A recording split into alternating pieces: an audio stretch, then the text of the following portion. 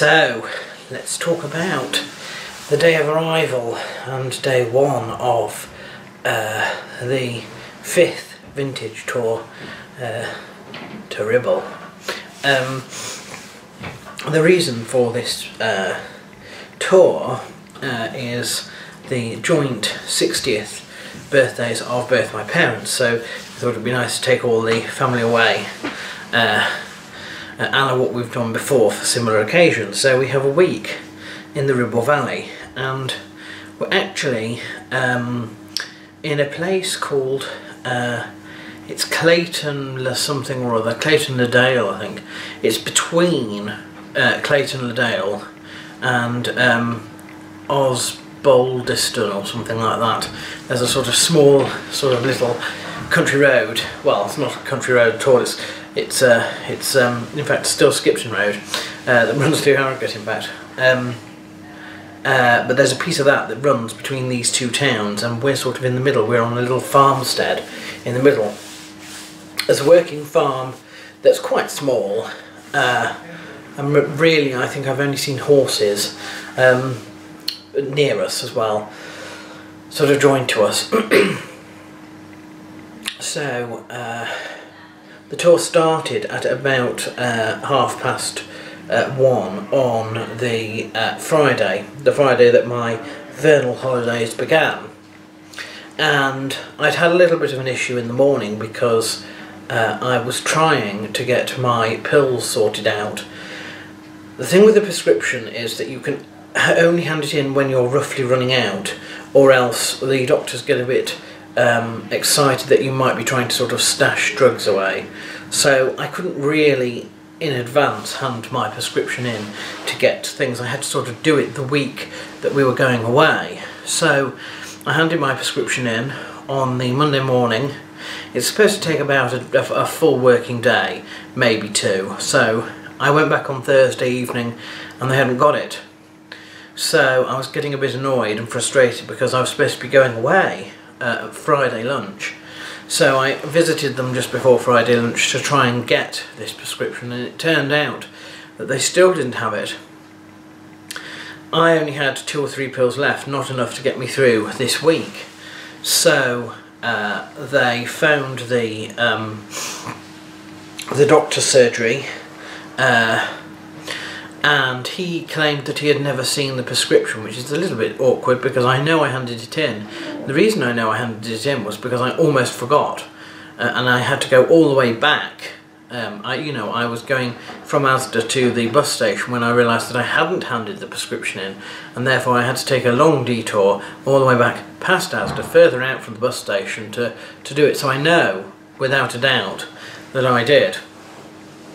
Anyway, so they said, well, we can get an emergency supply to you available at 4 o'clock this afternoon. And I said, well, that's no good because I'm going, sort of right now, really. So they managed to scrabble together, with the doctor's permission, a week's worth, and they faxed through an emergency order to be ready for when I returned. But it did mean that I was not in the relaxed, easy frame of mind of starting a tour. I was sort of, and then I got home and it was like, where have you been? Where's the bags? We need the bags to be packed. Blah blah blah blah blah blah blah.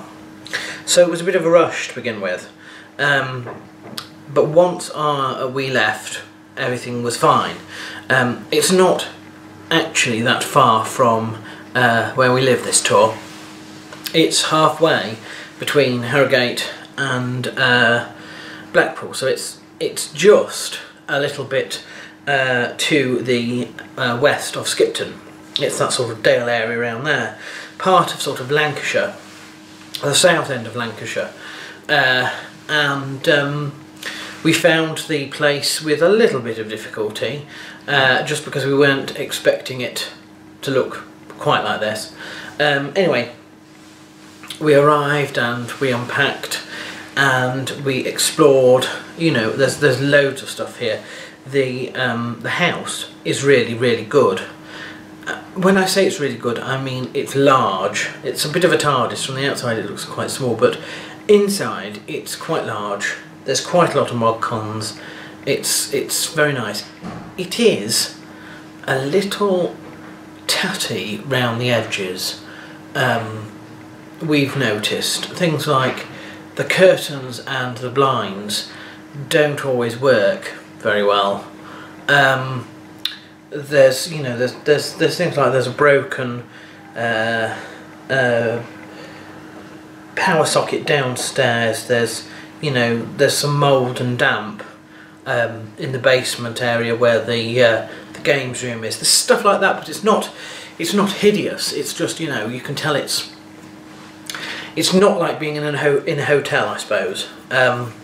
Which is okay. Which is okay for us. It's got a huge kitchen and dining area. It's got a large lounge for the children. Outside it's got a big field for ball games. It's got a full-size tennis court.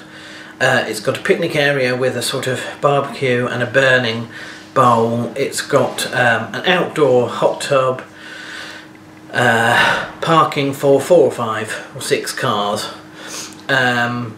Indoors it's got a proper snooker table, a full-size ping pong table, a cinema room with a DVD player that's connected to a proper sort of projector, sort of overhead projector style, which projects onto the wall, and that's sort of nicely decorated in there as well with beanbags and stuff. It also has a small little gymnasium, but not with much equipment. You'd have to bring your own for that, I suppose. And then it has all the bedrooms, all bar one of them are en suite. They all have showers. 2 of them have balconies, and the one at the top of the house is absolutely ginormous.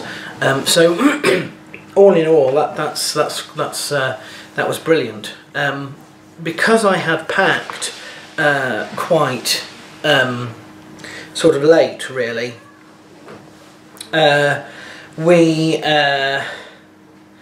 We went to the nearby Preston to get a few things that I had not managed to pack. I forgot my alarm clock, which was just so annoying, because I knew I'd never wake up if I didn't have an alarm clock.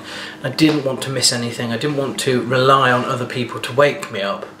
And swimming trunks, I forgot to pack them. So we had to go and get some of those, some swimming shorts as well.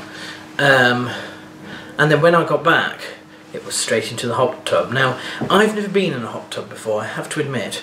I've been to swimming pools many times, but not actually sort of a jacuzzi, proper sort of little outdoor hot tub thing.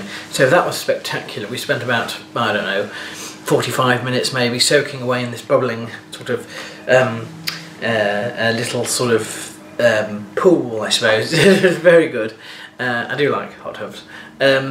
I've decided. So that was good. And then we went to bed.